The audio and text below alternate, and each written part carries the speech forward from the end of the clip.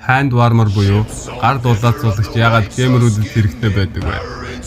Гар хүйтэн үед гарын хөдөлгөөн удааширч булчин үе мэдрэлийн дамжуултууд мөн дагаад удааширч эхэлдэг.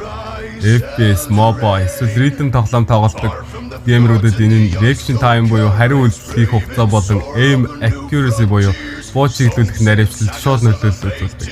Hand warmer хэрэглэснээр гар дулаан, булчин уян хатан хариу үйлдэл илүү хурдан болдог.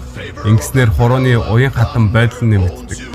Гар хүйтэн үед мөчтийн цусны эргэлт багасах тул хуруу илүү хатуу, удаан болж хөдөлдөг.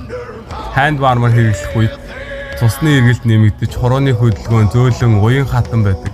Энэ тоглоомны нарийн хөдөлгөөнүүд бол flick shot, combo, fast K press гэх мэт тоглоомны хурдтай хөдөлгөөнийг хийхэд илүү тус болж өгдөг.